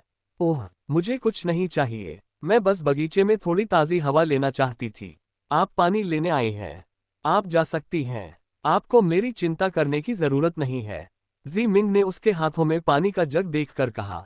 नहीं मैडम, आप अकेले बाहर नहीं जा सकती, आपकी तबीयत अभी ठीक नहीं है, उसने जोर देकर कहा। कोई बात नहीं, जाओ, मैं संभाल लूंगा, जी मिंग ने उसे आश्वस्त किया और प्रवेश द्वार की ओर चल पड़ा। योजक चिन्ह। बगीचे में जी मिंग जिन परिवार द्वारा अपने बगीचे को बनाए रखने के तरीके से प्रभावित हुआ। वहां कई तरह के फूल थे और पेड़ों की अच्छी तरह से छंटाई की गई थी, साथ ही पौधों का भी ध्यान रखा गया था। बाहर निकले हुए काफी समय हो गया था, इसलिए उसने गहरी सांस ली। अस्पताल की कीटाणुनाशक गंध से उसे जी मिचलाने लगा। सुबह की ठंडी हवा महसूस करते ही उसने अपनी बाहों को हल्के से रगड़ा। चलते चलते उसे समय का पता ही नहीं चला।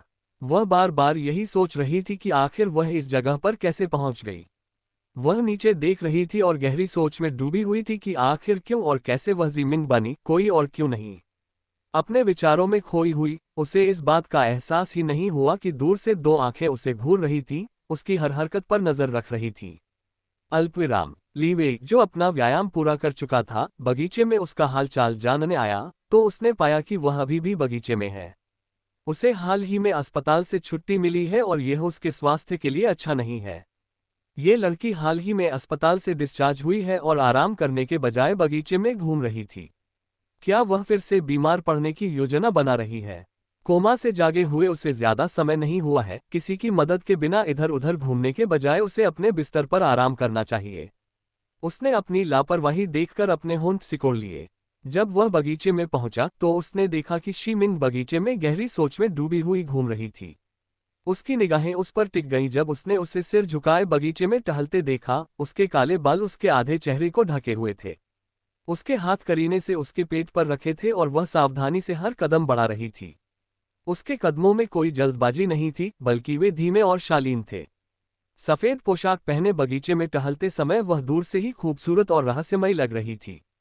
हालांकि जब उसने देखा कि उसने वही सफेद पोशाक पहनी हुई है जो उसने कल पहनी थी, तो वह भौहें चढ़ा बैठा। क्या उसके पास कोई और कपड़े नहीं हैं? उसने अब तक उन्हें क्यों नहीं बदला? योजक चिन्ह। सफेद पोशाक उसके घुटनों तक लंबी थी। झाओ मिंग शी मिंग के अन्य कपड़े नहीं पहनना चाहती थी क्योंकि वे उसकी पसंद के हिसाब से बहुत छोटे और रंगीन थे। उन खुले कपड़ों में उसे अजीब सा लग रहा था, इसलिए उसने अपनी अलमारी में छिपी हुई एक सादी सफेद ड्रेस ढूंढ निकाली। वह रात में इस ड्रेस को बदलना चाहती थी, लेकिन जब उसने अपनी नाइट ड्रेस देखी तो वह सदमे से आंखें फाड़ बैठी। जिया मिंग का नाइट पजामा लेस साटन का था, जिसमें शॉर्ट्स भी थे। यह इतना छोटा था कि उसे पहनने में बहुत असहजता हो रही थी, इसलिए वह इसी सफेद पोशाक में सो गई। जब वह सिर झुकाए टहल रही थी तभी लीवेई उसके पास गई। जब वह उसके पीछे पहुंचा तो रुक गया। जब वह वहां खड़ा था तो उसकी पीठ उसकी ओर थी, लेकिन अचानक वह मुड़ी और उसकी चौड़ी मांसल छाती से टकरा गई। संतुलन बिगड़ने और लगभग गिरने पर उसने फ्राउनिंग किया। उसने सहज ही उसकी कमर पर हाथ रखकर उसे पकड़ लिया और उसे गिरने से बचाने के लिए अपनी ओर खींच लिया। जब उसने अचानक उसे अपनी ओर खींचा तो उसकी आंखें आश्चर्य से चौड़ी हो गईं। उसके लिए सब कुछ बहुत अचानक हुआ था। वह अभी भी सदमे में थी जब उसने हैरानी से उसकी ओर देखा। लीवेई भी उनकी अचानक नज़दीकी देखकर हैरान रह गया। जब उसने उसका चेहरा देखा, जो थोड़ा लाल था और उसकी आंखें आश्चर्य से चौड़ी हो गई थीं और मुंह थोड़ा खुला हुआ था, उसने उसके गुलाबी नम होठों को देखा और अपना गला साफ किया। उसे एहसास हुआ कि ये होंठ उसे कितना लुभा रहे थे। उसने अचानक उसे छोड़ दिया जिससे वह लड़खड़ा गई, लेकिन फिर आखिरकार उसने अपना संतुलन बना लिया। जिया मिंग ने उसे घूरकर देखा क्योंकि उसे इस बात पर गुस्सा आ रहा था कि उसने उसे किस तरह जाने दिया। कम से कम वह शालीनता से तो जा सकता था, उसे इस तरह धक्का देकर भगाने की जरूरत नहीं थी। लीवेई ने अपना सिर उससे दूर घुमा लिया और अपना दिमाग खपाने लगा। तुम यहाँ क्या कर रही हो? उसने ठंडे और भावहीन चेहरे से उसकी ओर देखा। क्या तुम्हें दिख नहीं रहा? मैं चल रही हूँ, उसने बेपरवाही से कहा। उसने चिढ़ भरे लहजे में बोलते हुए अपने होंठ सिकोड़ लिए। मेरा मतलब है कि तुम अभी भी इधर उधर क्यों घूम रही हो? क्या तुम अस्पताल में रहना चाहती हो? क्या मैं तुम्हारे लिए अस्पताल में हमेशा के लिए एक कमरा बुक करवा दूं? उसने व्यंग्यपूर्वक कहा। जिया मिंग ने उसकी ओर आंखें घुमाईं। इस आदमी के साथ क्या समस्या है? यह मुझे हर समय क्यों परेशान करता है और फिर मुझ पर उससे चिपके रहने का आरोप क्यों लगाता है? उसने सोचा। उसने अपनी हथेलियों को मुट्ठी में भींचते हुए उसकी आंखों में देखा और कहा, श्री लीवेई, आपको मेरे बारे में चिंता करने की जरूरत नहीं है। आपने पहले कभी मेरी परवाह नहीं की, अब आप मुझमें दिलचस्पी क्यों दिखा रहे हैं? मैं तो बस ताज़ी हवा लेने बाहर आई थी और अंदर जाने ही वाली थी, उसने उदासीनता से कहा और उसके पास से गुजर गई, जिससे वह उसके बदले हुए रवैये को देखकर असमंजस में पड़ गया। हालांकि जब वह जा रही थी तो उसने उसे कहते सुना, तुम आज भी कल वाली ही ड्रेस क्यों पहने हो? क्या तुम्हारे पास दूसरे कपड़े नहीं हैं? या तुम चाहती हो कि लोग सोचे कि जिन लीवे अपनी पत्नी के साथ सही व्यवहार नहीं करता और उसे हर दिन एक ही कपड़े पहनाता है? उसने चिढ़कर कहा। वह खुद भी उसके रवैये से हैरान था। उनका रिश्ता ऐसा नहीं था कि वह उसके पहनावे की परवाह करे। हालांकि उसके बदले हुए रवैये ने उसे उसके बारे में और जानने के लिए प्रेरित किया। उसने अविश्वास से उपहास किया और मुड़कर बोली, तुम्हारी समस्या क्या है? अगर मैं छोटे कपड़े पहनती हूं तो तुम्हें समस्या होती है। अगर मैं एक ही कपड़े बार बार पहनती हूं तो तुम्हें समस्या होती है। क्या ऐसी कोई बात है जिससे तुम्हें कोई समस्या नहीं है? उसने चिढ़कर कहा। उसने गहरी सांस ली और शांत भाव से बोली, मैंने क्या पहना है, इससे तुम्हारा कोई लेना देना नहीं है। मेरा सुझाव है कि अगर तुम चाहते हो कि हम इस घर में शांति से रहें, तो ऐसा दिखावा करो कि मैं यहाँ हूं ही नहीं। उसने उसे एक बनावटी मुस्कान दिखाई। उसे अपना गुस्सा काबू में रखते हुए और मुस्कुराते हुए देखकर वह दंग रह गया। भले ही वह व्यंग्य कर रही थी, लेकिन उसकी आंखों में एक अलग ही चमक थी और उसके विनम्र व्यंग्यपूर्ण कथन उसके सामान्य अशिष्ट और असभ्य कथनों से बिल्कुल अलग थे। इससे पहले कि वह कुछ कह पाता, वह बोली, और आपकी जानकारी के लिए बता दूं, मैं भी इस ड्रेस को हर समय पहनना नहीं चाहती। लेकिन अलमारी में यही एक ड्रेस थी, इसलिए मैंने यही पहनी। अब तुम्हें तुम्हारा जवाब मिल गया, उसने दबंग लहजे में कहा। उसने उसके चेहरे पर एक नज़र डाली जो सूरज की तेज किरणों में चमक रहा था, जिससे उसकी त्वचा और भी अधिक दमक रही थी। तुम्हारे पुराने कपड़ों का क्या? मुझे याद है कि तुम्हारी अलमारी में दर्जनों कपड़े हैं, उसने उससे पूछा। मैं इन्हें अब और नहीं पहनना चाहती। ये बहुत ज्यादा खुले हुए थे। मुझे इनमें अच्छा नहीं लगता, उसने नजरें झुकाए हुए कहा। उसे नहीं पता कि अगर वह उससे पूछे कि क्यों।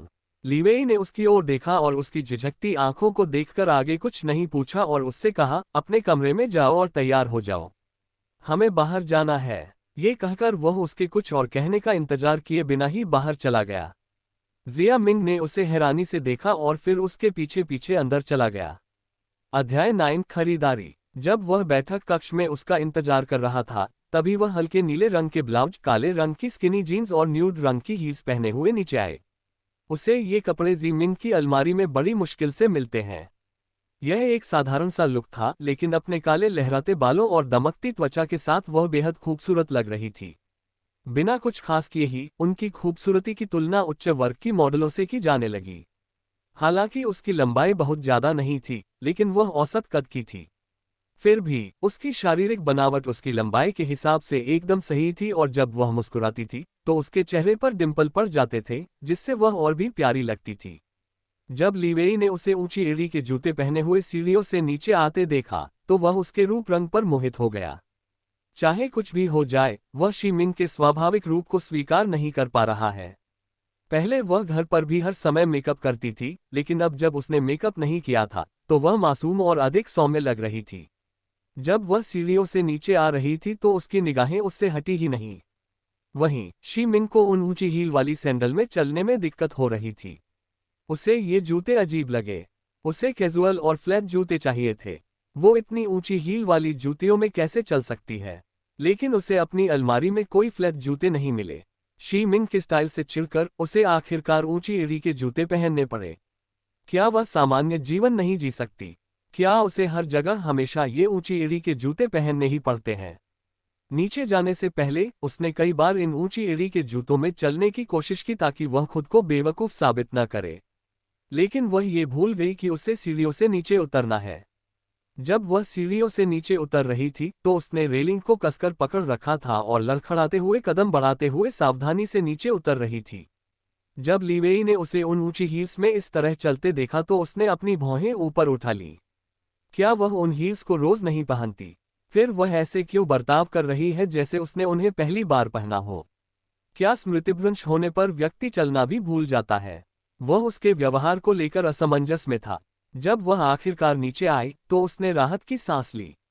वह चलकर उस ओर गई जहां लीवेई सोफे पर बैठी थी। जब उसने उसकी तरफ देखा तो वह भी उसे ध्यान से देख रहा था। उसने उसे पुकारा, लीवेई। उसकी आवाज सुनकर वह अपनी तंद्रा से बाहर आया और उसकी ओर देखा। क्या? उसे पता ही नहीं चला कि वह कब उसके पास आ गई। वह बस उन प्यारे चेहरों को देख रहा था जो वह सीढ़ियों से अनाड़ीपन से उतरते समय बना रही थी। उसकी जिज्ञासु निगाहें देखकर उसे असहजता महसूस हुई। वह नहीं चाहता था कि वह अपनी सुंदरता पर घमंड करे या अभिमानी हो जाए, इसलिए उसने अपनी शर्मिंदगी छुपाते हुए ठंडे लहजे में कहा, क्या कर रही हो? क्या जल्दी नहीं आ सकती? क्या तुम खुद को राजकुमारी समझती हो? हमेशा लोगों को इंतजार करवाती हो। क्या तुम्हें पता है मेरा हर पल कितना कीमती है? मेरे पास तुम्हारे लिए समय बर्बाद करने का समय नहीं है, उसने भावहीन चेहरे से कहा। वह मुंह खुला रखकर उसे देखती रही। ये शब्द सुनकर उसने क्या किया? क्या उसने उसे अपने साथ चलने के लिए कहा? नहीं, बल्कि वही चाहता था कि वह उसके साथ चले। लेकिन वह ये क्यों कह रहा था कि वह उसे अपना समय दे रहा है? उसके बेतुके शब्दों से वह घबरा गई। उसने आह भरी और उसके कठोर शब्दों को अनसुना कर दिया। उससे बहस करने से उसे कुछ नहीं मिलेगा। इसके बाद लीवेई ने उसकी ओर पीट करके जल्दी से चलते हुए कहा, चलो चलते हैं। जिया मिंग ने उसे तेजी से चलते हुए देखा। उसने आह भरी और ऊंची एड़ी के जूते और तंग जीन्स पहने हुए लड़खड़ाते हुए उसके पीछे पीछे चलने लगी। ये कपड़े आरामदायक थे और उनकी पूरी खुली त्वचा को ढके हुए थे, लेकिन इससे वे पुरुष जैसी दिख रही थीं। शायद यहाँ की लड़कियां पुरुषों जैसे कपड़े पहनना पसंद करती हैं। वह उस बड़े से टिन के डिब्बे में बैठी हुई सोच रही थी जिसे इस दुनिया में कार कहा जाता था। वह अब भी कार नाम की इस चीज से अचंभित थी। ये घोड़ों से भी तेज है और इसके सामने गाड़ियां कहीं टिक नहीं पाती। ये गर्मियों में ठंडी हवा भी देता है। यहाँ सब कुछ बहुत आरामदायक और अद्भुत है। वह खिड़की के पास बैठी बड़ी बड़ी इमारतों और कारों को लगातार देखती रही। जब भी उसे कुछ अलग और नया दिखाई देता, वह आश्चर्य से कहती, ओह। लीवेई बीच बीच में उसकी आश्चर्यचकित शक्ल देखने के लिए मुड़ता है और सोचता है, वह क्या कर रही है। उसने धीरे से बुदबुदाया, लेकिन उसने उससे कुछ नहीं कहा क्योंकि उसे इस बात की परवाह नहीं थी कि वह क्या करती है। अल्पविराम। थोड़ी देर बाद वे मॉल पहुंच गए। लीवेई के बाद जीमिंग कार से उतरी। उसने अपने सामने खड़ी विशाल इमारत को देखा। वह इतना बड़ा था कि उसे पूरा देखने के लिए ऊपर देखना पड़ा। आश्चर्य से उसका मुंह ओह से भर गया। जब लीवेई ने मुड़कर उसकी ओर देखा तो उसने पाया कि वह उसी स्थान पर खड़ी होकर मॉल को ध्यान से देख रही थी। उसके होंठ थोड़े बाहर निकले हुए थे। इस अंदाज में वह बेहद प्यारी लग रही थी। वह मुस्कुराए बिना नहीं रह सका। थोड़ी देर बाद उसने अपना सिर हिलाया और ठंडे लहजे में कहा, तुम क्या कर रहे हो? इधर आओ, मेरा समय बर्बाद मत करो। जिया मिंग ने उसकी तरफ देखा और भौहें चढ़ा ली, लेकिन अंत में वह भी उसके पीछे पीछे अंदर चली गई। इतनी बड़ी इमारत में लिफ्ट और तरह तरह की दुकानों जैसी अजीबोगरीब चीजें देखकर वह हैरान रह गई। उसने अस्पताल में लिफ्ट देखी थी, लेकिन फिर भी उसे उसमें चढ़ने से डर लग रहा था। जब वे दोनों दूसरी मंजिल पर जाने के लिए लिफ्ट में चढ़े तो वह चुपचाप उसके पीछे पीछे चली गई। जब वह लिफ्ट में दाखिल हुई तो वह खाली थी, लेकिन लिफ्ट के ऊपर जाने से पहले ही एक और व्यक्ति लिफ्ट में दाखिल हो गया। लीवेई पीछे अपने फोन में व्यस्त था और शीमिंग उसके आगे अपने आसपास के वातावरण को बड़े चाव से देख रही थी। ये लिफ्ट अस्पताल वाली लिफ्ट से कहीं अधिक उत्कृष्ट थी। जब लिफ्ट चलने लगी तो उसके हिलने डुलने से वह लगभग गिर ही गई। लिफ्ट के इस तरह हिलने से वह आसानी से डर जाती है। उसे हमेशा लगता है कि यह किसी भी पल गिर जाएगी। अचानक हरकत करने से वह लड़खड़ा गई और घबराहट में अपने बगल में खड़े आदमी को कसकर पकड़ लिया। उसके बगल में खड़ा आदमी उस समय चौंक गया जब उसने उसे पकड़ लिया, लेकिन सामने खड़ी खूबसूरत लड़की को देखकर वह मुस्कुराया और धीरे से मुस्कुराते हुए उससे पूछा, क्या तुम ठीक हो? लीवेई ने अपना सिर उठाकर उनकी ओर देखा और जब उसने उस आदमी को उसका हाथ पकड़े हुए देखा तो उसका चेहरा गुस्से से लाल हो गया। उसके चेहरे के भाव बिगड़ गए जब उसने पीछे से उसका कॉलर पकड़ा और उसे अपनी ओर खींच लिया। जिया मिंग उस आदमी को जवाब देने से पहले ही पीछे खींच ली गई, जिससे वह लड़खड़ा गई और उसकी पीठ उस आदमी की मांसल छाती से टकरा गई। उसने पीछे मुड़कर उसे देखा और उसके चेहरे पर उदासी के भाव देखे। उसने मासूमियत से पलकें झपकाईं। क्या तुम ठीक से खड़े भी नहीं हो सकते? उसने ठंडी आवाज में कहा। जिया मिंग को बुरा लग रहा था क्योंकि गिरने में उसकी कोई गलती नहीं थी। ये सब ऊंची एड़ी के जूते और लिफ्ट जैसी चलती हुई चीज की वजह से हुआ था। इसके बाद लीवेई ने अपनी ठंडी निगाहें उस आदमी पर डाली जो उसे अजीब तरह से घूर रहा था। मेरी पत्नी की मदद करने के लिए धन्यवाद। आपको परेशान करने के लिए मैं उसकी तरफ से माफी मांगता हूं, उसने स्पष्ट संकेत के साथ कहा। धन्यवाद देने के बजाय वह उसे बता रहा था कि वह उसकी पत्नी है, क्योंकि जब उस आदमी ने जी मिंग को देखा तो उसकी आंखों में एक चमक आ गई थी। जब उस व्यक्ति को पता चला कि लीवेई उसका पति है तो वह दंग रह गया। उसने कुछ नहीं कहा और अपनी मंजिल आते ही झट से नीचे उतर गया। जिया मिंग ने पूरी स्थिति को मनोरंजक ढंग से देखा। वह मुझे पत्नी तो कहता है, लेकिन क्या वह मेरे साथ पत्नी जैसा व्यवहार भी करता है? जब लिफ्ट उनके फ्लोर पर पहुंची तो वह लीवेई के पीछे पीछे एक बड़ी खूबसूरत दुकान में दाखिल हुई। दुकान महिलाओं के कपड़ों से भरी हुई थी। अभी सुबह का ही समय था और इस समय बहुत कम दुकानें खुली थीं, और यह उनमें से एक थी। उसने खुली आंखों से कपड़ों को देखा। वे अजीब से कपड़े थे, लेकिन बहुत सुंदर थे। कपड़े बहुत चमकीले और झिलमिलाते नहीं थे, बल्कि सादे और सुरुचिपूर्ण थे। उसने आश्चर्य से दुकान के चारों ओर देखा। परिचारिका ने शी मिंग को देखा, जिसने कोई मेकअप नहीं किया था, और उसकी सुंदरता से ईर्ष्या महसूस की। जब मैनेजर ने लीवेई को देखा तो वह उसके पास गया। लीवेई ने कपड़ों की ओर इशारा करते हुए कहा, ये और ये। इन सभी को उसके नाप में पैक कर दो। उसने शी मिंग की ओर इशारा करते हुए ये कहा। जिया मिंग ने उसे खाली निगाहों से देखा। तो वो मेरे लिए कपड़े खरीदने आए हैं। मुझे उनसे इसकी बिल्कुल उम्मीद नहीं थी। उसने उनकी तरफ देखा और हल्की सी मुस्कान दी। अध्याय 10 घातक स्त्री। जब लीवेई ने उसे ऊंची एड़ी के जूते पहनने में असहज महसूस करते हुए देखा तो उसने उसके लिए बहुत सारी अच्छी पोशाकें, जूते और फ्लैट सैंडल खरीदे। उन्हें छोटी ड्रेस पसंद नहीं है, इसलिए उन्होंने अपने शालीन और सुरुचिपूर्ण अंदाज के अनुसार ड्रेस खरीदी। उन्हें ऐसी शालीन और सुरुचिपूर्ण ड्रेस पसंद है जो भड़कीली न हो, बल्कि सुरुचिपूर्ण हो। उसके कपड़ों की पसंद देखकर जी मिंग ने संतुष्टि से सिर हिलाया। दुकान में कुछ ही महिलाएं थीं, जो सभी उच्च वर्ग की थीं और नियमित रूप से इस दुकान पर आती थीं। उन्होंने कई महिलाओं को अपनी सुंदरता के बल पर पुरुषों का पैसा खर्च करते देखा था। कर्मचारियों ने कई महिलाओं को उस व्यक्ति की पत्नी द्वारा पीटते हुए देखा है, जिसके कार्ड का उन्होंने यहां इस्तेमाल किया था। इन अमीर लोगों का जीवन अस्त व्यस्त हो गया था और ये दूसरों के बीच गपशप का विषय बन गया था। दुकान में मौजूद नौकरानियां और महिलाएं शी मिंग को अजीब निगाहों से देख रही थी, क्योंकि वह किसी खास पृष्ठभूमि से नहीं लग रही थी। वह ऊंची एड़ी के जूते में ठीक से चल भी नहीं पा रही थी और मुंह खुला रखकर कपड़ों को घूर रही थी। वे सभी उसकी सुंदरता से ईर्ष्या करते थे, क्योंकि वह अपने प्राकृतिक रूप में भी खूबसूरत दिखती थी, जबकि मेकअप के बावजूद वे उसके सामने कहीं नहीं ठहरते थे। इस पर एक महिला अपनी हंसी नहीं रोक पाए और जोर से हंस पड़ी, इतनी जोर से कि जी मिंग को सुनाई दे गया, इस वेश्या ने ऐसा क्या किया है कि इस तरह के मर्द उसके लिए इतना कुछ खरीदते हैं? लगता है वो बिस्तर में माहिर होगी। हाँ हाँ, इस तरह की औरतें अमीर मर्दों को बहकाने के अलावा कुछ और नहीं कर सकती। उसने व्यंग्य भरे लहजे में कहा। यह सुनकर लीवेई ने भौहें चढ़ा ली। हालांकि वह शी मिंग को पसंद नहीं करता था, लेकिन वह उसकी पत्नी थी और वह औरत बकवास कर रही थी। उसने शी मिंग की ओर देखा, जिसके चेहरे पर कोई भाव नहीं था। वह उसके मन की बात नहीं जान सकता था।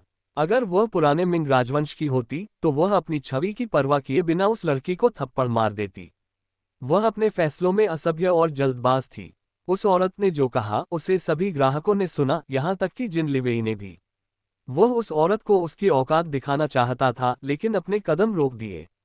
वह देखना चाहता था कि जीमिंग इस स्थिति को कैसे संभालेगी, क्योंकि अगर पहले वाली जीमिंग होती तो वह उस पर चिल्लाती, उसे कोसती और शायद उसके बाल खींचकर तमाशा खड़ा कर देती। वह उसकी प्रतिक्रिया देखना चाहता था, क्योंकि स्मृति खोने के बाद से वह बहुत ही शालीनता से व्यवहार करती है और उसके जवाब भी पहले से कहीं बेहतर हो गए हैं। इसलिए उसने चुपचाप वहीं खड़े रहने का फैसला किया। जब उस महिला ने देखा कि लिवेई कुछ नहीं कह रहा है तो उसने सोचा वह जरूर लालची औरत है, क्योंकि अगर वह उससे प्यार करता तो उसकी मदद के लिए जरूर आगे आता। इससे उसे आत्मविश्वास मिला और वह उसे अपमानित करने के लिए तैयार थी अगर उसने उसे कुछ भी कहा होता। वह जीमिंग के कुछ कहने का इंतजार कर रही थी ताकि वह हंगामा खड़ा कर सके और बाद में लिवेई के सामने दयनीय व्यवहार कर सके। कितनी बढ़िया योजना है, ये सोचते हुए वह मुस्कुराए। दुकान में कदम रखते ही वह उसे पसंद करने लगी, लेकिन जब उसने देखा कि वह एक दूसरी महिला के साथ आया है तो उसका चेहरा उतर गया। जिया मिंग ने उस लड़की को देखा जिसने इतना ज्यादा मेकअप किया हुआ था कि उसका असली चेहरा पहचानना नामुमकिन था। उसका पूरा चेहरा मेकअप से रंगा हुआ था। जिया मिंग उसकी ओर बढ़ा, तभी महिला मुस्कुराए और बोली, मेरी योजना काम कर रही है। इस महिला को उकसाना बहुत आसान है। उसे लगा कि जी मिंग उसे पीटेगा और तमाशा खड़ा कर देगा। वह लिवेई का ध्यान आकर्षित करना चाहती थी और यही उसका ध्यान खींचने का सबसे अच्छा तरीका था। जैसे ही वह कुछ कहना चाहती थी, शी मिंग मुस्कुराए और उसकी मुस्कान इतनी खूबसूरत थी कि दुकान में मौजूद हर कोई उसे प्रशंसा भरी नजरों से देखने लगा। यहाँ तक कि वह महिला भी शी मिंग की खूबसूरत मुस्कान देखकर दंग रह गई। जिया मिंग ने ऊंची एड़ी के जूतों में सामान्य और शालीनता से चलने के लिए अपनी पूरी ताकत लगा दी। उसने गिरने से बचने की पूरी कोशिश की और आत्मविश्वास से उस लड़की की ओर बढ़ी। फिर अचानक शी मिंग इतने सुरुचिपूर्ण ढंग से नीचे झुकी कि उनके घने काले बाल पानी की तरह बहने लगे और उनका छोटा सा चेहरा, फरिश्ते जैसी आंखें और गुलाबी होंठ उन्हें धरती पर उतरी परी की तरह दिखा रहे थे। उसने जमीन पर पड़ा स्कार्फ उठाया और एक मोहक अंदाज में उसे लेकर फिर से उस महिला के सामने आ गई। स्कार्फ को अपने हाथों में बड़े ही सलीके से लहराते हुए उसने उससे पूछा, क्या ये तुम्हारा स्कार्फ है? सभी लोग आश्चर्यचकित थे। स्कार्फ उठाने की क्रिया इतनी सुरुचिपूर्ण और सुंदर कैसे दिख सकती है? जिन लिवेई भी हैरान रह गया।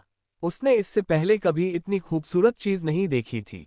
महिला हकलाते हुए बोली, ये, हाँ, और उससे स्कार्फ छीनते हुए उसे घूरने लगी और सोचने लगी कि वह महिला कुछ क्यों नहीं कह रही है। इस बिंदु पर सभी को समझ आ गया कि ऐसा क्यों है। महिलाएं लिवेई के साथ रहने के योग्य हैं क्योंकि उनमें एक ऐसा अनूठा आकर्षण है जो किसी और में नहीं है।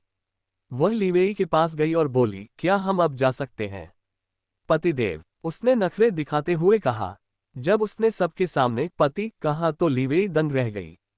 उसे इस तरह पुकारते हुए उसके चेहरे पर जो मुस्कान थी वह अनमोल थी। आमतौर पर महिलाएं अपने पतियों को हबी या हनी या इसी तरह के कुछ प्यारे नामों से बुलाती हैं, लेकिन उसे इन सब बातों का कोई ज्ञान नहीं है।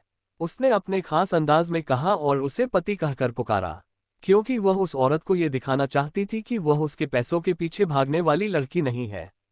वह उनकी विधिवत विवाहित पत्नी थी। वह अचंभित भाव से उसे घूर रहा था और उसने सिर हिलाया।